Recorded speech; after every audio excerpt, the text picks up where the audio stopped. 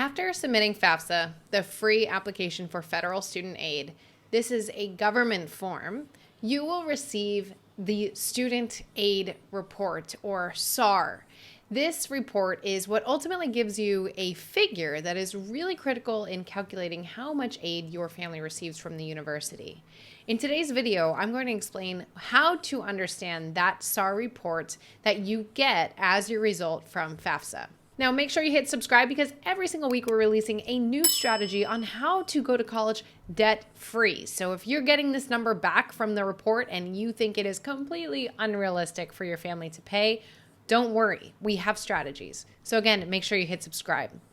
Hey there, my name is Jocelyn Pearson, founder of the Scholarship System and Debt Free Degree Lab, and we help families just like yours figure out how to pay for college with as little debt as possible. In fact, we primarily do this through securing scholarships. I received over 6 figures in scholarships myself, but we've since helped families secure nearly $10 million, and we are just beginning. When it comes to paying for college, there are tons of acronyms. You have FAFSA, CSS Profile, EFC, SAI, SAR. The acronyms can go on. And so in this one, we want to dive into that SAR, or Student Aid Report. So what is the SAR? SAR, or Student Aid Report, is an electronic or paper document that you receive after submitting FAFSA. This document includes a really important figure, which is the EFC, Expected Family Contribution, or once FAFSA makes its changes, they're going to call it the Student Aid Index, SAI. Now, these figures help estimate how much you can receive in federal grants as well as federal student loans. And this report also shows if you've been selected for verification. I'll explain more of that in just a moment. Now, if you haven't received yours and you're wondering how long does this take, if you provide an email address, you will receive an email with instructions on how to access your copy of your SAR report. Now, if you have the FSA ID, the FAFSA ID, and your FAFSA has been processed, you can view it in your account regardless of your method of filing, whether you filed electronically or through a paper application. But otherwise, it will be a paper copy if you did not submit any kind of email address or login.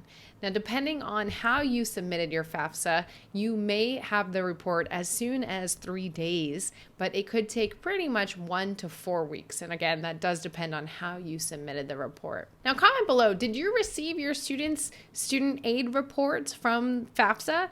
If so, how long did it take your family? I would love to know what the average is, so go ahead and comment below. How long did it take? Or if you're still waiting for it, let me know how long it's been. Now, let's take a look at an actual example of a SAR. Now, the student aid report here, you can see for this is the 2022-2023 school year. You can see here the application received date, the process date, and an important number, which I'll explain in just a little bit, and that is the data release number. So here at the top where it says your results, you can see that expected family contribution is 7220. What this means is basically that your family is expected to contribute $7,220 towards your student's education. I'm going to explain how you can use that in just a little bit. Now, it does say here that based on your situation, they don't believe you're eligible for federal Pell Grant, which is money that does not have to be paid back. If you want to learn more about the difference between grants, scholarships, different types of money, I will link to that video in the description, or you can see it somewhere here on the screen as well. However, that said, even if your student is not eligible for the Pell Grants, they could be eligible for other aids. So don't feel like it was a waste submitting FAFSA, because still many schools will not even consider your student for other funding if you did not submit FAFSA. So this is extremely important. Now, just looking at the expected family contribution, if your report comes back and it says being processed, then that means that it has not been cleared yet. So you may not see a number, which means that it has not been completed and finalized. And the other thing is, if you see an asterisk, then it could mean that your application is incomplete. Oftentimes, this could be something as little as forgetting to sign the application upon submitting it. So typically, the university will inform you that the application is not considered complete, and they will let you know what you have to do. But you can also see this in FAFSA's website, where you can edit the information or finalize whatever needs to be done.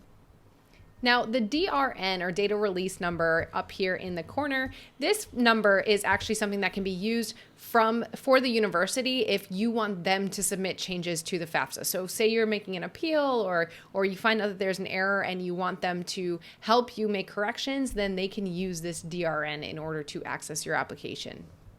Now, as we continue down, you will see that basically it just gives a summary of whatever information was submitted. You want to make sure that all of this is correct. Sometimes seeing it in this printed format, you might catch mistakes that you didn't catch earlier. So you want to go through this, make sure everything is accurate, there aren't any errors. Again, if there are, you can go to the FAFSA's government website and see how you can submit changes.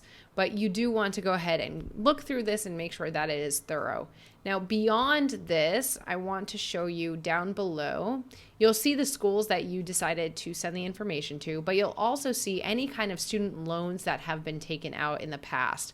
So if your student, if this is the first time that they're doing this, then the balances would be zero. But if there has been money that's been given out in the past, you can see that here, which if you see balances, you should make sure that those are accurate as well, because you want to make sure that there is not a balance that you didn't think that your student has borrowed. And then lastly, if you've been selected for verification, which means that they will want more information, then you will see an asterisk by the EFC. So it's not finalized until the verification process is finished. And if so, you want to contact that school, or they probably already contacted you, but just in case, if not, that's what you want to do. So how do we use this information? What do I do with this? Well, first off, again, make sure everything is correct. If not, you want to make sure that you make corrections through FAFSA. Secondly, make sure that you keep a copy of this for your records. This form is very important, and it's a huge piece of the paying for college puzzle. Now, unless corrections need to be made, then the next thing you'll typically do is wait to hear from the financial aid office on what steps need to be taken, if any. And they also should send you any kind of financial aid awards. Now, that will be the official awards. Now, they can give you estimates using this figure, but ultimately, whatever you actually receive in a financial aid letter from the university is what's truly what they're offering. Now, sometimes people will say, well, how is this figure used in schools' calculations for aid?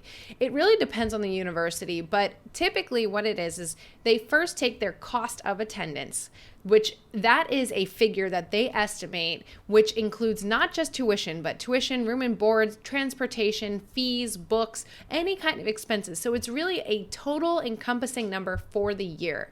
So in this case, let's say the total cost of attendance is $30,000 and your EFC came back as $7,000. That would mean that your gap between what the school wants and what you are expected to pay is $23,000. So if your student decides to go to a school that is what we call a 100% need meeting university, then what they do is they'll meet 100% of the need. The need is the difference between that total cost of attendance and your EFC, that expected family contribution number. So in this case, the school would try to find a way to offer your student $23,000 in aid. This is where the lower the expected family contribution number, or student aid index in the future it'll be called, the lower that is, the more money they can typically receive from the university. This is also where sometimes private schools can end up cheaper than a state school. So say the private school is $50,000, but it's a 100% need meeting school, then your family will only be responsible for that $7,000. They will come up with a financial aid package for the difference. But if your student chooses a state school and they're not need meeting, then there can still be that $23,000 gap. So this is where we say that sometimes private schools can be surprisingly more affordable than, say, a state school. Now, ultimately, most families will look at this number and they'll say this is insane, and they will feel like they cannot pay for this amount. Now, that is where we come in. There are so many different strategies to try to help pay for college. One of our biggest strategies is securing scholarships. So if you're interested, I have a free training where I cover my 6 steps to securing scholarships. It's exactly what I did in order to get 6 figures. So if you want to join that, you can go to thescholarshipsystem.com/free training, or you can click the link in the description description or the button above, but make sure you take advantage of that training, because no matter what school year your student is in, even if they're a junior in college, it's not too late to apply for scholarships. So the SAR is a really important document. If I haven't sold you on that, hopefully you are starting to understand how important this document is and how important that figure, that expected family contribution or student aid index figure, is when it comes to paying for college. Now, if you have not submitted FAFSA, we have a full playlist on FAFSA tips on how to try and get that number down. But ultimately, every family should submit FAFSA, and therefore every family should have a SAR report. Now, again, don't forget to click subscribe, because every single week we're going to release a new strategy on how to pay for college without student loan debt. Again, my name is Jocelyn Pearson, and I will see you in the next video.